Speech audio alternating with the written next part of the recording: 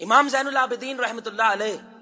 اللہ ان پہ کروڑ رحمتی نازل فرمائے، اہل بیت میں سے ہیں۔ ان کے زمانہ میں مدینہ کے قریباً 100 گھر ایسے تھے جن گھروں کے باہر رات کے پچھلے پہر کو راشن رکھ کے چلا جاتا تھا، کھانے پینے کا سامان رکھ کے چلا جاتا تھا۔ لوگوں نے بہت کوشش کی یہ جاننے کی ایسا کون کرتا ہے، معلوم نہ ہو سکا، یہاں تک کہ امام زین العابدین دنیا سے رخصت ہوتے ہیں، ان کے جسم مبارک کو غسل دیا جا رہا ہے تو ان کی پیٹھ پہ بوجھ کے نشان محسوس ہوئے، جس کو ہم کہتے ہیں نیل پڑے ہوئے ہیں۔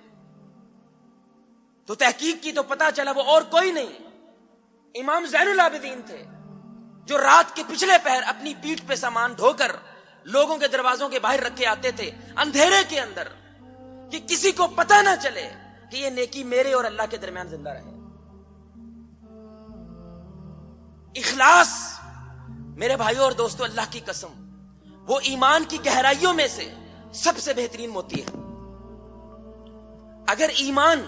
اس کو ایک سمندر سمجھ لیا جائے اور مومن اس ایمان کے سمندر میں گوتا لگائے تو اس کی گہرائی میں جو اس کو موتی ملے گا وہ اخلاص ہے۔